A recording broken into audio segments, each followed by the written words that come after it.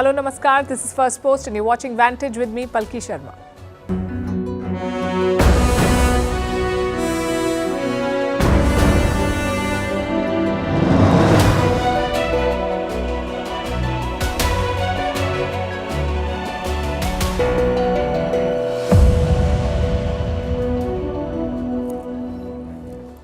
West Asia is on a knife edge. Iran says it wants to punish Israel. The US says an attack is being planned and airlines say we are cancelling flights.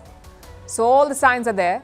Is Iran planning to go to war with Israel directly? More importantly, can the region afford a second or a wider conflict? We'll look at the possible consequences. Meanwhile, gold prices have touched a record high. Central banks across the world are buying gold in large quantities. What does this mean for you, the consumer, and why are they doing it in the first place? In Washington, the US and Japan are upgrading their relationship.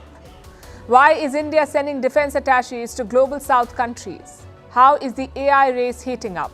What does India's Prime Minister have to say about China? Why are doctors in Kenya on strike? How Rishi Sunak's choice of sneakers has led to an uproar?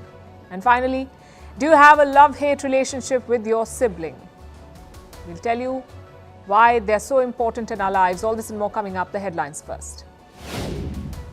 In India, controversy erupts in Rahul Gandhis constituency, Wayanad. The BJP's Kerala president, who is taking on the Congress leader, says if he wins the election, he will change the name of a town associated with Tipu Sultan. The town got its name after the Muslim ruler invaded the region in the 1700s. Mali's junta suspends all activities by political parties, saying the move is to maintain public order. On the 1st of April, more than 80 political parties had issued a joint statement calling for presidential elections. The West African country has been under military rule since 2020. Ukrainian parliament approves an army mobilization law to boost troop numbers. Earlier this month, President Zelensky had lowered the mobilization age from 27 to 25. The Ukrainian military is on the back foot as Russia intensifies its offensive. In South Korea, the opposition sweeps the National Assembly elections. The leader of the ruling party resigns. South Korean President Yoon Suk-yeol promises reforms. Yoon still has 3 years left in office, but the results have turned him into a lame duck president. And a billionaire property tycoon is sentenced to death in Vietnam. Truong My Lan was found guilty in a multi-billion-dollar fraud case. It is one of the biggest corruption cases in Vietnam's history.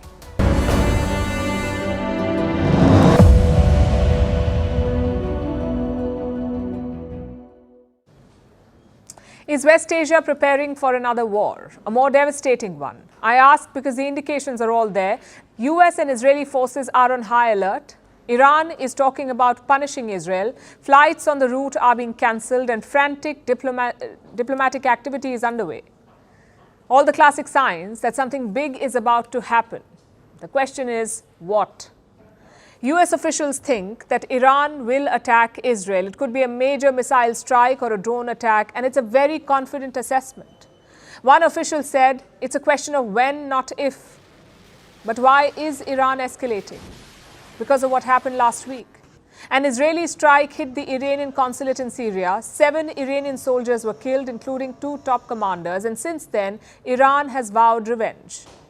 Their supreme leader repeated those threats on Wednesday. He used his Eid speech to target Israel. Embassies in any country are considered part of the soil of the country that owns them. When they attack our consulate, it's as if they attacked our land. The wicked regime made a mistake in this case. It must be punished and it will be punished. The US is quite worried about this. So what are they doing? Pursuing a dual track. The first is diplomacy. Joe Biden's envoy in West Asia is working overtime. He has reached out to 4 foreign ministers, those of Saudi Arabia, Iraq, Qatar and the UAE. He gave all of them the same message. Tell Iran to dial down tensions. And the message was delivered. On Wednesday, Iran's foreign minister spoke to the same 4 counterparts. Tehran says regional tensions were discussed, and that's the first track. The second is military preparation. Reports say a top US general is visiting Israel. He heads the US military's Central Command. The plan is to prepare Israel for the attack, maybe even plot a response. Plus, you had a strong statement from Joe Biden. He's been scaling back his support for Israel. And once Iran was mentioned, his attitude changed. Biden now says that his support remains ironclad. As I told Prime Minister Netanyahu, our commitment to Israel's security against these threats from Iran and its proxies is ironclad. Let me say it again, ironclad. We're going to do all we can to protect Israel's security. And what about Israel? Their soldiers are on high alert. If Iran attacks, they will hit back.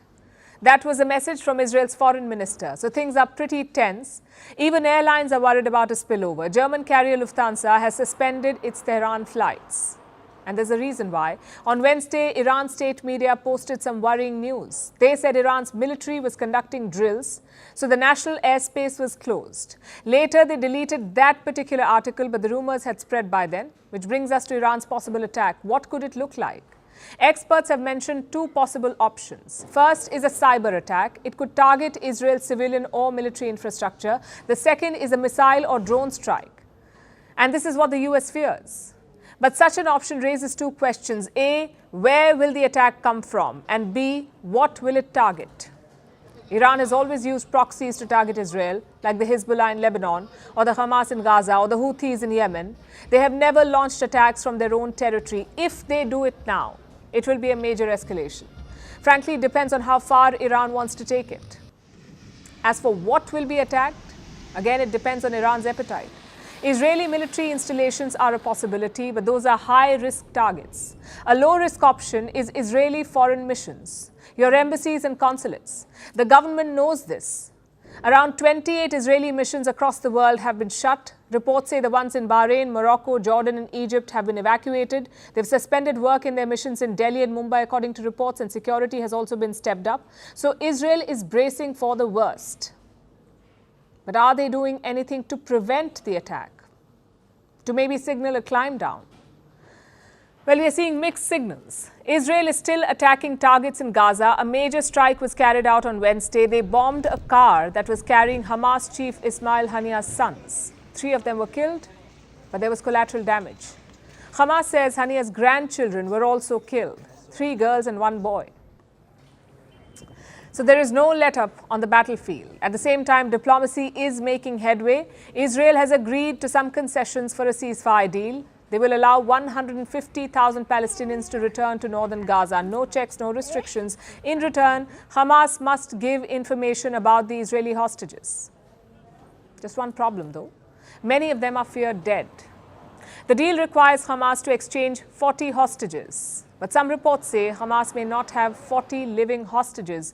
And if this is true, it could derail the talks. Of course, Iran will be watching all of this. They will want to pick the right moment to strike. And even if they don't, this standoff will have long-term implications, especially on their nuclear program. The Iranians have always been paranoid about their security, and now they will be more paranoid. Could that spill over into their nuclear ambitions? Well, the indications are not good. A new report says that Iran is a short dash away from a bomb. What does that mean?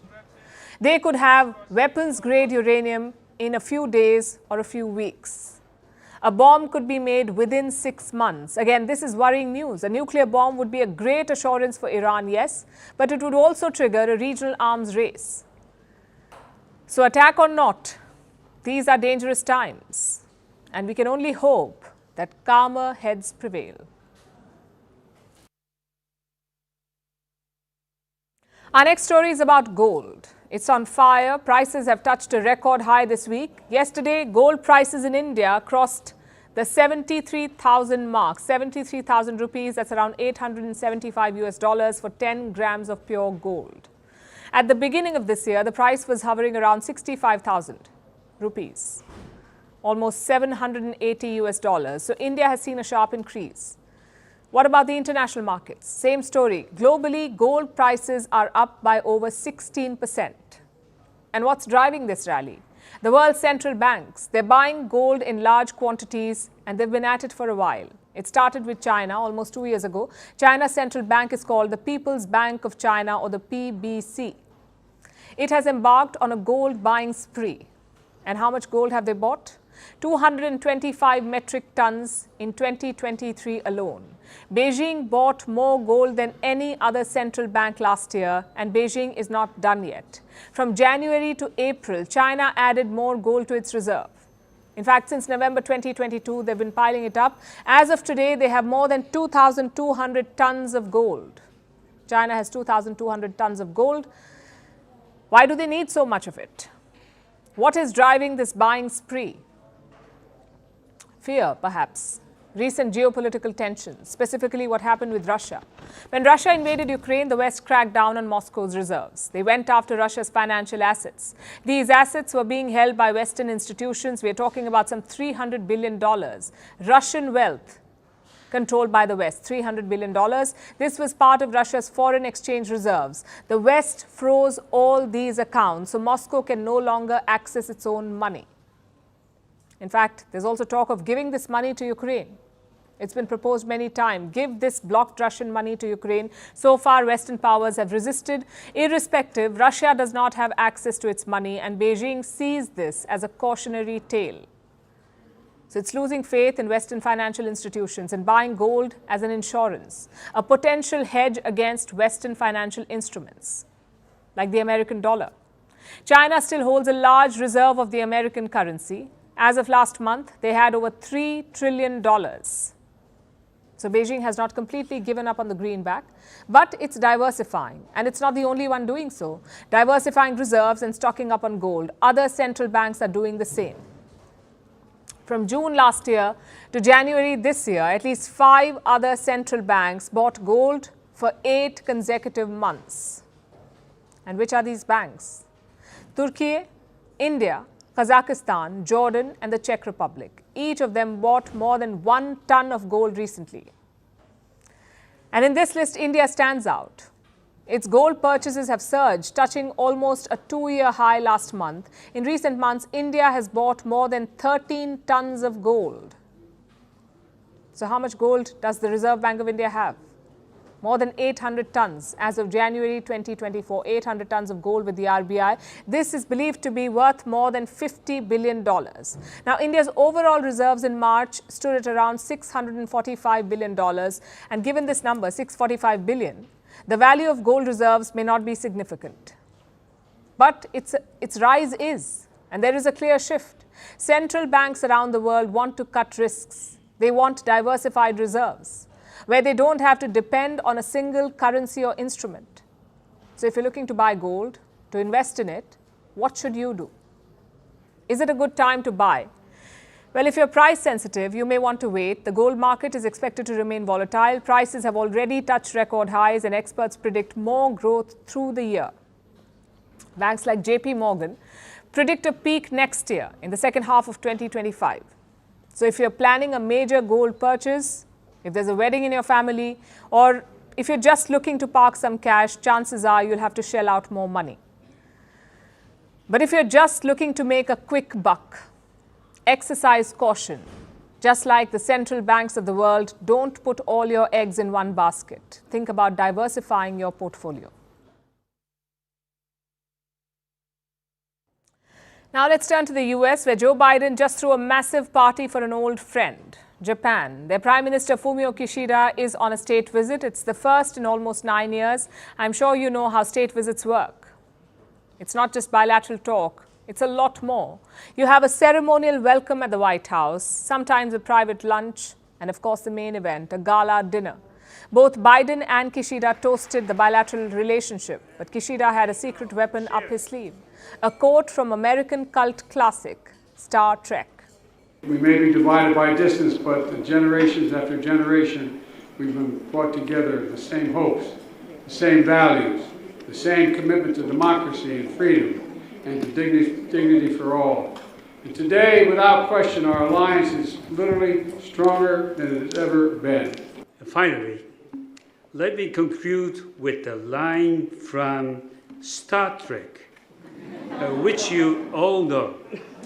To boldly go where no one has gone before. And boldly go. Cheers. That was the fun part. Now we get to the business. Biden and Kishida have upgraded their defense partnership. They signed some 70 agreements, 70 deals, but 3 of them stood out. One, to create a joint command structure where American and Japanese officers work together. 2, a missile pact. Japan, Australia and the US will develop an air missile network, sort of like a common shield. And 3, a new trilateral exercise between the US, the UK and Japan. All these deals have the same goal, to create more interoperability between the militaries. Say an attack happens on Taiwan, the US and Japan should be able to respond fast and together. That's the goal here. And Kishida was very clear about it. He linked the situation in Ukraine to East Asia. A bit like saying Taiwan could be the next Ukraine.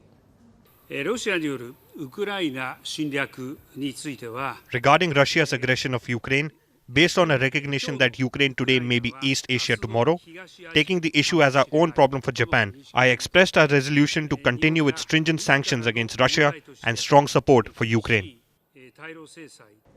Biden's focus is also clear. He's hosted 5 leaders for state visits: Emmanuel Macron of France, Yoon Suk Yeol of South Korea, Narendra Modi of India, Anthony Albanese of Australia, and now Fumio Kishida of Japan. What is common about these 5 nations? They're all Indo-Pacific powers, even France, with islands in the Indian and Pacific Oceans. But tonight we're focusing on Japan. Are they ready for this military upgrade? Can Fumio Kishida lead it? And how has the US defended Japan in the past? Let's start with Kishida. He's been hit by a fundraising scandal. He's among the least popular Japanese leaders since 1947. And what's his approval rating? Just 26%. His cabinet is even worse. Only 20% Japanese approve of their performance. So Kishida is on shaky ground. But he's been clear about one thing. Japan must increase its military might. After the Second World War, Tokyo chose pacificism. They don't have a standing army. They have a self-defense force. But recently, we've seen a shift. It started with former Prime Minister Shinzo Abe. He increased defense spending by 10%, and now Kishida is building on it. Last year, he unveiled a new defense budget. Guess how much money has been set aside? $56 billion, which is a 16% increase in defense spending. Again, it's because of public opinion. Let me show you what a recent poll found. 83% Japanese fear an attack. From whom? Well, 89% people think that China is a concern. 87% say the attack may come from North Korea. So what do they want their government to do? Many of them would like to deepen the alliance with the US. 49% want Japan to expand its role within the alliance. The number was only 41% in 2020. So the last few years have changed public opinion. Most Japanese want a strong military, and the government is obliging. This week, Tokyo unveiled an aircraft carrier. It's their first one since the Second World War. What's more, it can service American F-35 fighter jets. So Japan is worried and arming itself. Which brings us to the United States. What role does Washington play in defending Japan?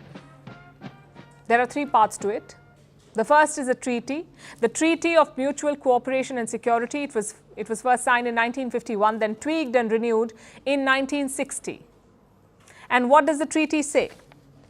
Let me quote. Each party recognizes that an armed attack against either party in the territories under the administration of Japan would be dangerous to its own peace and safety, and declares that it would act to meet the common danger. It's not as clear as NATO's Mutual Defense Clause, but the assumption is that the US will defend Japan. That is the treaty. They will defend Japan even with nuclear weapons, because Tokyo is part of the US nuclear umbrella. Which brings us to the second part of their relationship, soldiers and bases. The US has more than 55,000 soldiers in Japan, not advisors, not civilian contractors, active duty troops, 55,000. And how many bases? In 2021, the United States had access to 120 bases in Japan, more than anywhere else in the world, 120 bases. And finally, the third part, weapons. Japan uses a lot of American equipment, like Patriot missiles, the F-35 fighter jets, the Cobra helicopters and the Apache helicopters. This year, a new deal was signed. Japan decided to buy hundreds of Tomahawk missiles. Total cost, more than $2.3 billion. It's really a give-and-take relationship.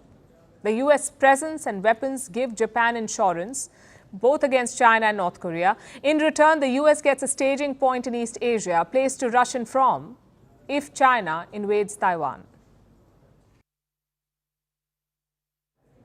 And speaking of defense partnerships, India is on a mission to expand them. It's easier said than done, though. Most countries know India as a buyer of military equipment, so becoming a seller will be tough, which is why India is putting more people on the job.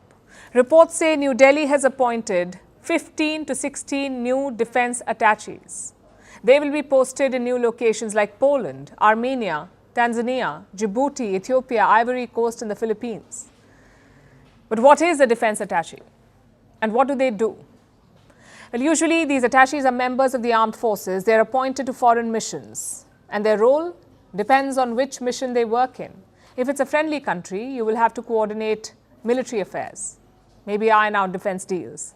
But if it's an unfriendly nation, things can be shady, like gathering information and even espionage. India's objective is the former, to strike more defense deals. Some of these attaches already work elsewhere, like in the US and Russia. Those missions are well staffed, so the Indian government is rationalizing the appointments. Basically, taking attaches from those countries and placing them in new locations. And this is very important because the global defense market is very competitive. You cannot expect to find buyers easily. You need to build lasting relationships. You must hard sell your product. And for that, attaches are important. We showed you the list of India's target customers. A couple of them were expected, like Armenia and the Philippines. Both countries have bought weapons from India. The Philippines bought the BrahMos missile in 2022. Armenia bought the Pinaka rocket launcher in 2023. So appointing attaches there was key. But beyond that, we can see two trends. One is the focus on Africa. India last sent an attaché to Ethiopia in the 1970s. It's been nearly 4 decades. And now India is sending one again. Same with Djibouti. The new attaché is the second officer to be appointed there. And do not forget, Djibouti has a lot of strategic significance. It is located in the Horn of Africa. It also hosts a Chinese overseas base. So having a foothold in Djibouti will be important. Another example is Tanzania. Again, not a random appointment. India is one of the biggest trading partners of this country. Many businesses there are owned by people of Indian origin. So India is not randomly looking at African customers. It is picking the right candidates. Which brings us to the second trend. A defense attaché in Europe, specifically in Poland. Now, this is an interesting appointment. On paper, it makes perfect sense. Poland has set aside some $33 billion for defense. That's almost 4% of their GDP. Plus, they are on a spending spree. Warsaw has almost 150 deals lined up this year, 150 defense deals. They have bought air defense systems from the US. They're looking at jets from South Korea and missiles from Britain. So Poland can be a very important customer. Having said that, it's uncharted territory for India. Most European countries buy weapons from the West. So breaking into that market is going to be tough. But India is trying anyway. It's pitching itself as a reliable and cost-effective alternative. And slowly it is working. India's defense exports reached 21,000 crore rupees in the last financial year. That's around $2.6 billion. It's 32% higher than the year before. So exports are clearly rising. But the government's target is much higher. Almost $6 billion by 2029. That's more than double the current exports. And to achieve that, India must do two things. The first is to find new customers, and the second is to sell high-end products like missiles and fighter jets. Because that's where the real money is. It may sound a bit unsavory, but now is the time to make money in the defense industry. There's a war underway in Europe. There's a conflict brewing in East Asia. So defense deals are on everyone's mind. Now onto the world of artificial intelligence. The AI race is heating up. In just 12 hours, we've seen the launch of 3 new models. They were from OpenAI, the makers of ChatGPT, Google and Mistral, which is a French AI startup. They've all come up with new advanced models within hours of each other. So new systems are emerging every day, and they're all competing for the top spot. And this advancement is praiseworthy.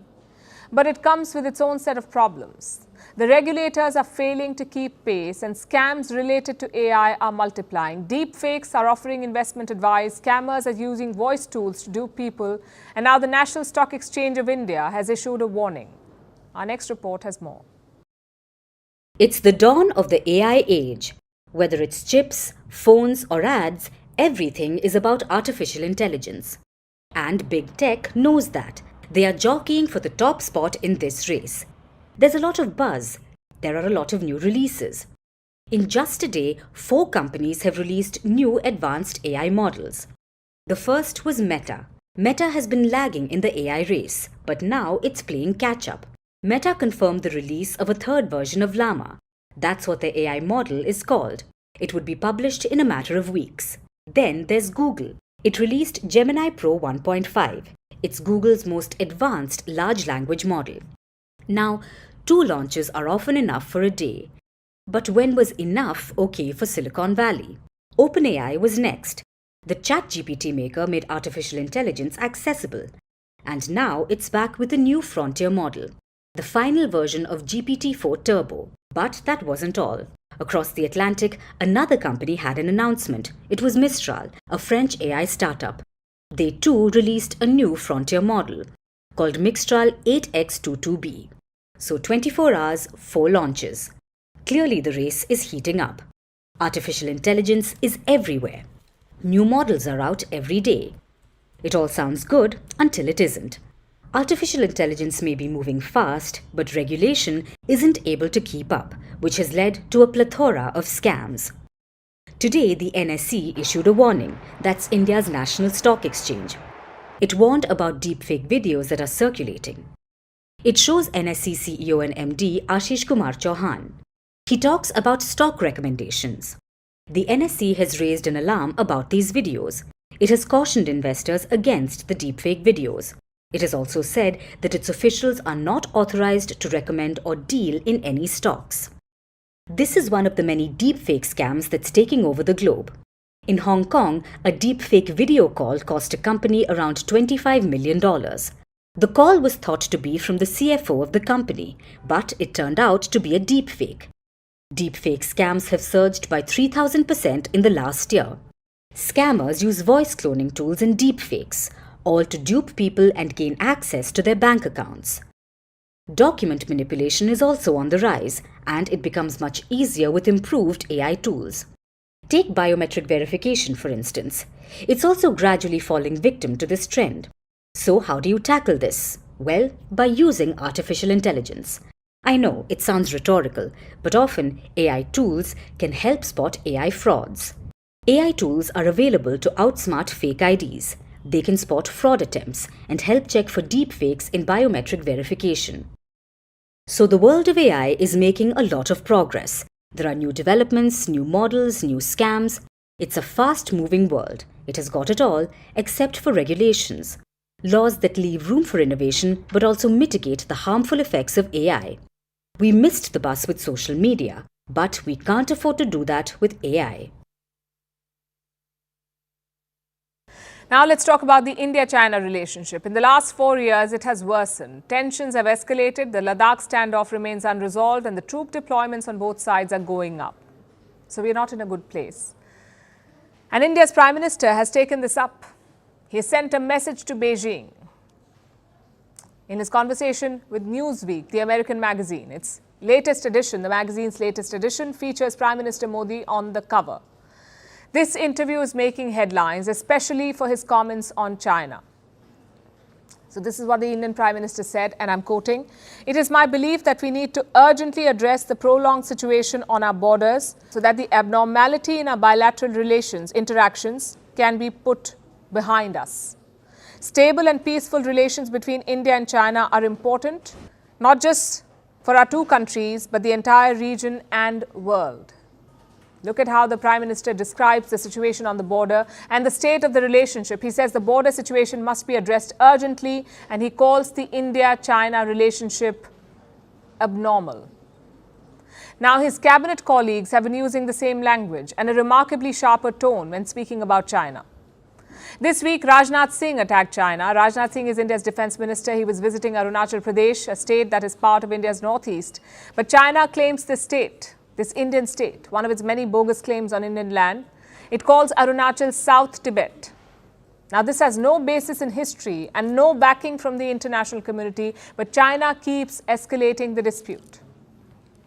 Last month, it gave Chinese names to 30 territories in Arunachal, 30 places in the state. Rajnath Singh said such tactics only hurt the relationship further. Last month, S. Jaishankar adopted a similar tone. He is India's external affairs minister. He said the border situation is quote-unquote very tense and dangerous. He called for a swift resolution. And what is China's response to all of this? It was swift and on predictable lines. China has noted the remarks made by Prime Minister Narendra Modi. A healthy and stable relationship between China and India serves the common interests of both sides and is conducive to peace and development in the region and the world. The border issue is not the entirety of China-India relations and should be managed properly in an appropriate place within the bilateral relationship. The border situation does not define the relationship. This has been China's position, meaning forget about the border, focus on the business. We'll keep provoking you at the border and you must keep giving us business. That's essentially what China is saying. At the same time, it is escalating the military presence, not just in the Himalayas, but also on the high seas. As we speak, 3 Chinese ships are docked in the Indian Ocean region. The Xiang Yanghong 1, operating in the Bay of Bengal near the Andaman Islands. The Xiang Yanghong 3, deployed in the Maldives. Reports say this ship entered the region 3 months ago. And finally, we have the Da Yang Hao. This ship is currently close to Mauritius. It is operating with an anti-piracy task force of the PLA. So what mission are these ships on? As always, China won't spell it out. It calls them research vessels. But they're linked to the Chinese military and they have a history of intruding into the exclusive economic zones of other countries. What's an exclusive economic zone? EEZ.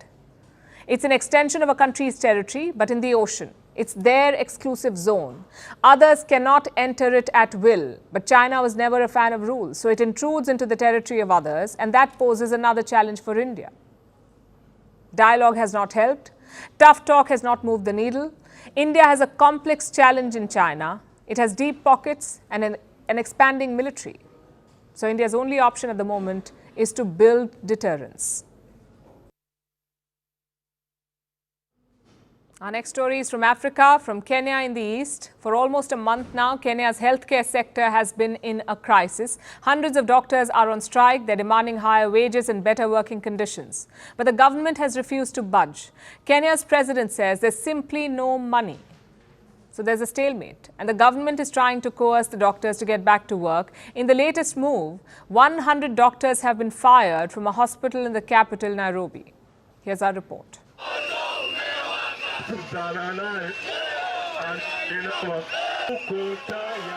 Kenya is facing a medical crisis. Hundreds of doctors are on strike. They are demanding higher wages, jobs for medical graduates, and complete medical coverage for themselves, among other things. The strike started on March 15th, and for almost a month now, Kenya's hospitals have been left paralyzed. Nothing else we can do. You just hit well, waiting either doctors to resume in their jobs or to go to your father. Nothing else. What else can we do? Yes, and comforting them, giving them our chest to lean on at the moment. Yes. At the heart of this row are medical interns. Before the strike began, the Kenyan government put out this notice. It's a revised salary threshold for medical interns. Look at the minimum amount, 27,000 Kenyan shillings. That's a bit more than $200. That is the all-inclusive monthly stipend the Kenyan government was offering doctors. Interns have to be posted, and they have to be posted and paid enough money. They're the ones who run the facilities. They're the ones who are in charge of the wards, and they're not being paid after working 16-hour shifts. $200 a month as a medical intern, pulling off 16-hour shifts, only to walk home with less than $10 a day. The upper cap is 70,000 Kenyan shillings. That's slightly below $550 a month. You can see why Kenya's doctors are livid. They want the government to improve their wages and working conditions. The government has agreed to some of their demands. They've set the stipend to the maximum, 70,000 shillings. They've agreed to hire all medical interns looking for a posting, about 1,500 of them. And they've set aside a 2.4 billion shilling fund to facilitate all this. It sounds like the government is meeting the doctors halfway. So then why are the doctors still on strike? Because this is a far cry from what they were promised in 2017. Kenyan doctors had gone on strike in 2017 as well. That strike lasted 100 days. Back then, the Kenyan government had reached a compromise, a collective bargaining agreement or CBA. 7 years ago, Kenya's government had agreed to pay medical interns 212,000 shillings a month, thrice as much as they're offering today. Yet, Kenya's doctors are being told to take the deal and get back to work. However, the doctors are holding their ground. Because government has refused to honor the collective bargaining agreement that we signed 7 years ago. The government is on strike, we have just joined them. But the Kenyan government is testing their resolve. On Tuesday, a government hospital announced that 100 striking doctors had been sacked. This is the Kenyatta University Referral Hospital in the capital, Nairobi. They also said the doctors had already been replaced, mostly by interns. But 5 doctors had also been hired from nearby countries, 3 from Ethiopia, 1 from Tanzania, and 1 from Malawi. This looks like a pressure tactic by the Kenyan government. The president finally spoke out about the matter on Sunday. I know we have a situation in Kenya with our doctors and interns. I want to implore on them that it is important for us as a nation to agree that we must live within our means. Ruto says the doctors should take the latest deal for 70,000 shillings a month. He asked them to think about the country's future and take the deal for the greater good. Basically, he's playing good cop. The hospitals firing doctors are the bad cops, and Kenyan doctors are in the crosshairs.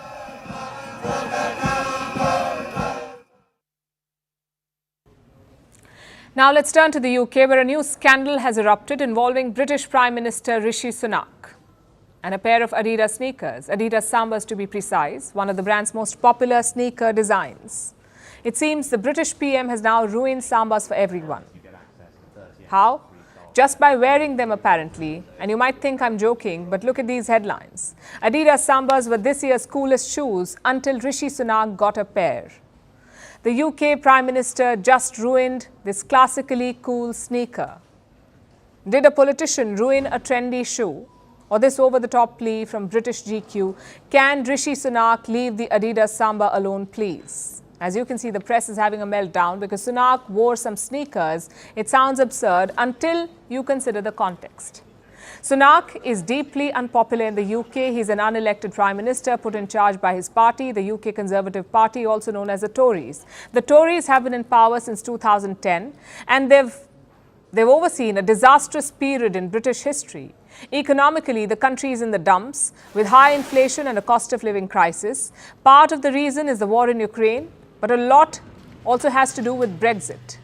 The Tories led Britain out of the European Union and British people are still paying the price for it. So what do the Tories do? Pin the blame primarily on illegal immigration and keep rotating prime ministers, probably in the hopes that people get confused and don't hold the party accountable. So Sunak is Prime Minister number 5, chosen to be the fall guy after the disaster that was Liz Truss.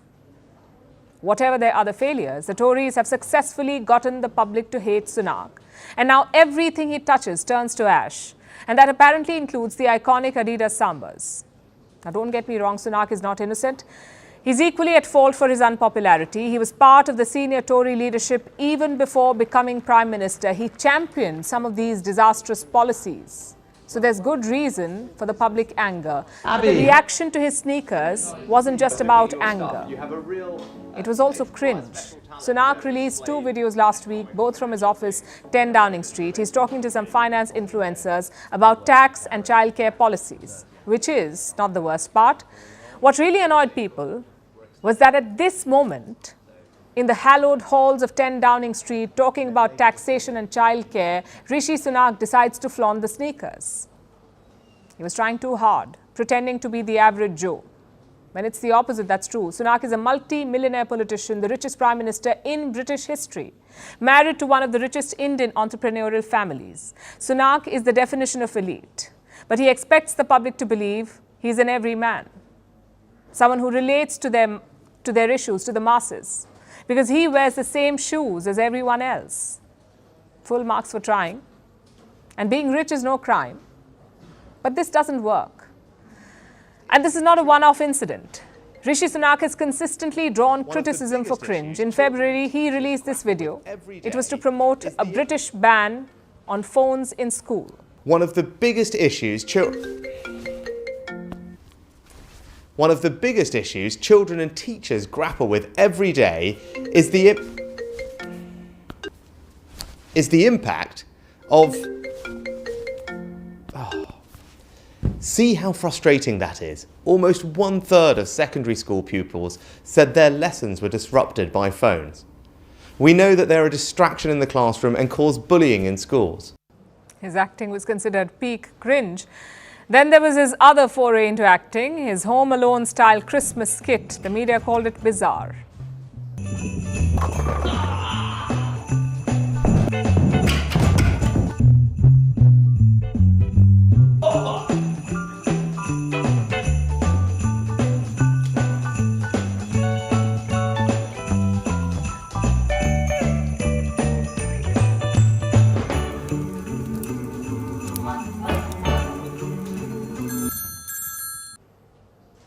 He's trying hard, but no matter what Sunak does, he gets flack for it. The Samba row isn't even his first footwear fail.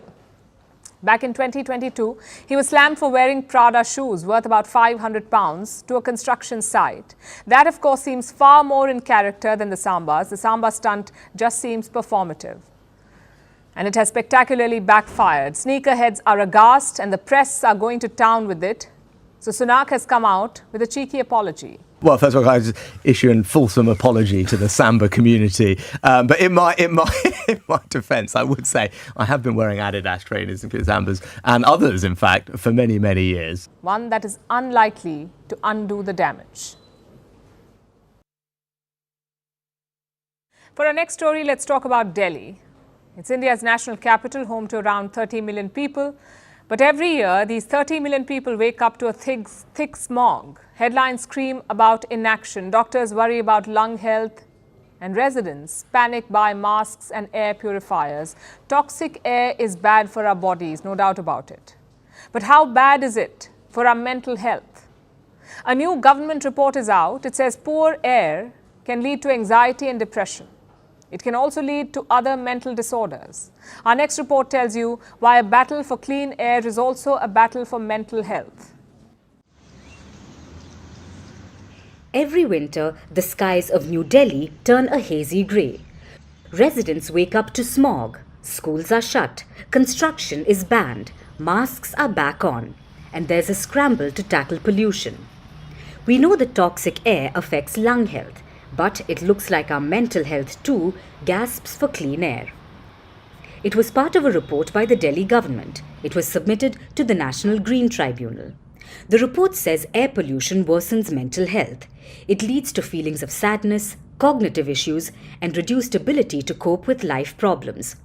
According to the report, exposure to pollutants leads to many mental health conditions, like anxiety, mood swings, depression, and even psychotic disorders. Fine particulate matter can even enter the bloodstream, affecting the brain. And it's not just an India phenomenon, it's happening across the world.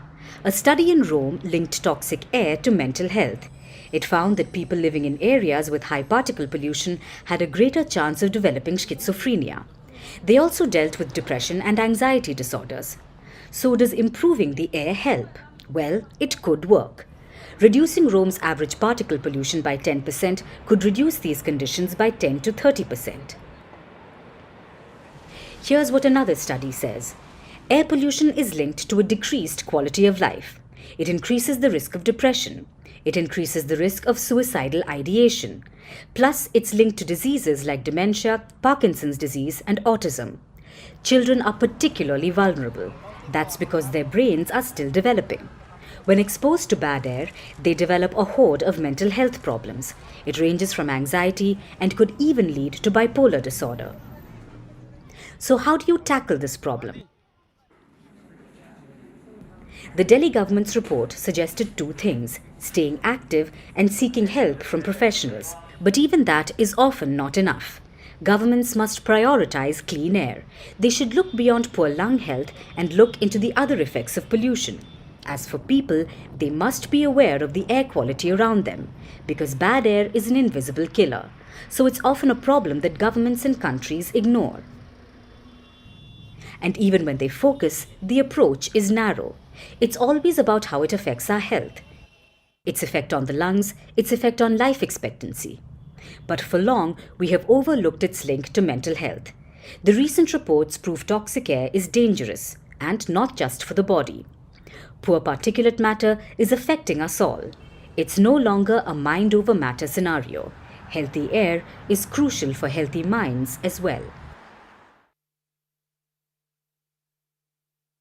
Our last story tonight is about sibling relationships. One of the earliest and longest lasting relationships in a person's life, also among the most confusing. Siblings will happily donate their kidney to you, but won't share a phone charger. They will shield you from the world, but infuriate you no end. Siblings offer as much grief as joy, but despite the emotional seesaw, they're worth holding close. Which is why this week, many social media feeds took a sentimental route. They turned into family albums because Wednesday was Sibling Day in the US, April 10th. Many countries, in fact, have similar traditions. Europe, for instance, celebrates Brothers and Sisters Day on the 31st of May. India has Raksha Bandhan. It falls in the month of August. So across the world, people celebrate relationships with their siblings, and research says there are three main reasons why. Firstly, the emotional intensity. Siblings have seen you in your nascent stages. They've seen you grow up into your fully formed adult personality. You've done the same for them. So there is shared history, acceptance, and close knowledge of worries, joys, and quirks. Secondly, the relationship has an involuntary nature. It's as if siblings sign a contract at birth. They see the best and the worst of each other, and they don't bolt. You can change your hair, your taste in music, your career trajectory. You can be your real self, and there's a good chance your sibling will be by your side. Thirdly, the everyday contact helps. In most cases, siblings are forced together. This time together can create a strong bond. For many people, it turns a sibling into a built-in best friend. But there's also conflict, commonly known as sibling rivalry. When the children are young, they can fight up to 8 times in 1 hour. But research says this is healthy. It is like an early on-the-job training. It teaches children how to manage emotions. It boosts mental development, enhances social skills, basically teaches them how to live with other people. And this is an important life skill. The problem occurs when sibling rivalries stretch into adulthood. Proximity is no longer required, obligations lessen, and there are lesser opportunities to repair the relationship. Coupled with decades of baggage, this creates friction, and left unresolved, it can affect your well-being. According to a study, people who had distance in their sibling relationships before the age of 20 were more likely to be depressed at age 50. And why is that? Due to the sibling effect. It was long ignored by researchers, but now sibling bonds are considered one of the most important in our lives. There's a shared upbringing, shared genes, shared battles, and shared secrets. No other peer relationship offers this concoction. Siblings are great educators in ways you may not even realize. Look at Wilbur and Orville Wright. They invented the airplane, or tennis icons Venus and Serena Williams. Siblings can be both your closest teammates and your biggest competitors. Studies show that they are crucial for companionship. Warmth between siblings is an important buffer against loneliness. It boosts well-being. Siblings also provide practical support. But chances are you already know all of this. You're lucky if you have a sibling, luckier if you share a strong bond with them. But if you believe there is room for improvement, here are 3 tips commonly shared by psychologists. Give each other permission to change. Be mindful of how your parents affect your dynamic. And make time to enjoy each other's company. Sibling relationships can be the most enduring and most fulfilling of all, just as long as you don't borrow clothes without asking. And now it's time for Vantage Shots, images that tell the story. India's Prime Minister Narendra Modi interacts with the country's top gamers, also trying his hand at a few games. Floods engulf cities across Russia and Kazakhstan, forcing 100,000 people to evacuate. And in Paris, an athlete sets a new world record climbing the Eiffel Tower with a rope. Finally, we are taking you back in history on this day in 1814. Napoleon was forced to abdicate after his failed invasion of Russia. He was exiled to the Mediterranean island of Elba. Napoleon returned the next year to stake claim on the throne again. We're leaving you on that note. Thanks for watching. We'll see you tomorrow.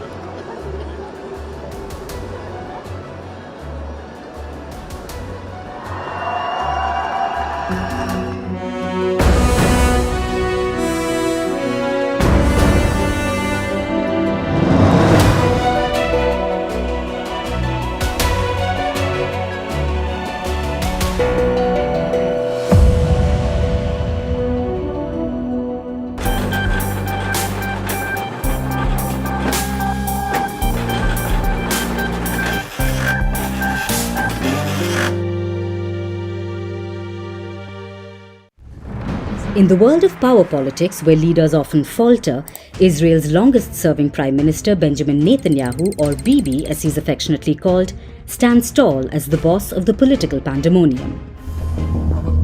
Right now, there's international uncertainty looming over him. His war on Gaza surpassed the 6-month mark on April 7th, and patience seems to be wearing thin amongst those around him. When Israel declared its war on Gaza on October 7, 2023, it received unwavering support from its allies and the world. The US was going to the ends of the earth for Netanyahu. Israel reportedly received the most amount of aid from the US since the Second World War, be it military supplies or any other kind of assistance.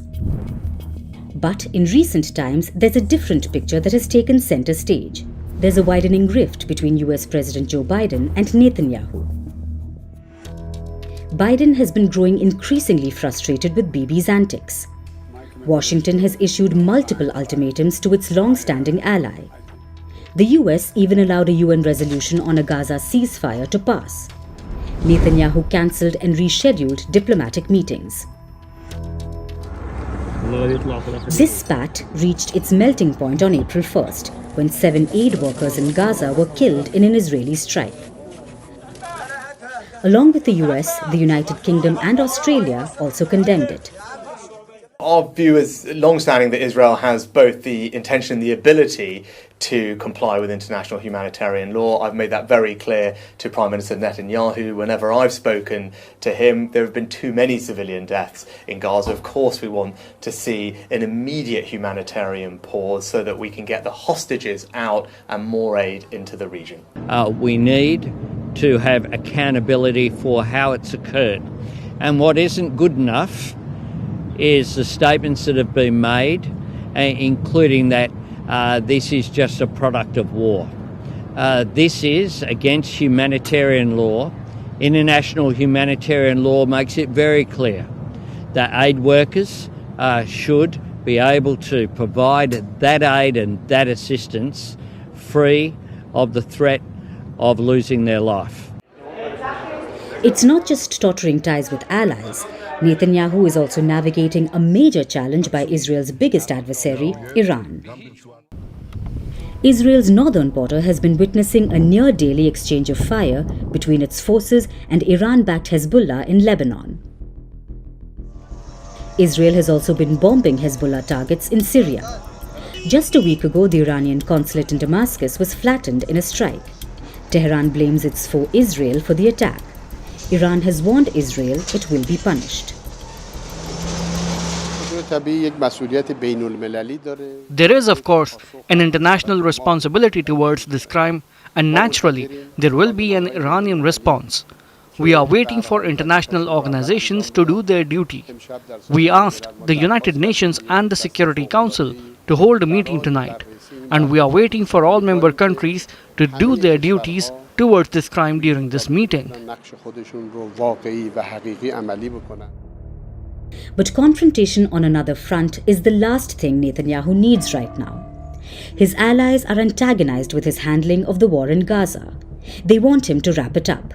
The people of Israel are losing faith in his leadership. And Israel's old foe Iran wants revenge.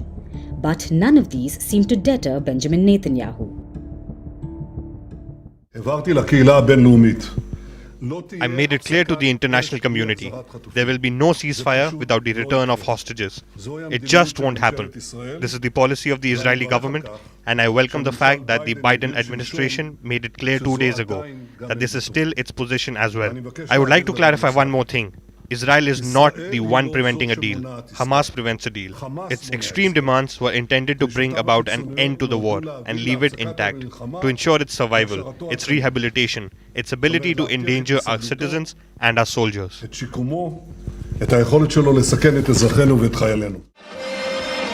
His leadership journey began long before his foray into politics.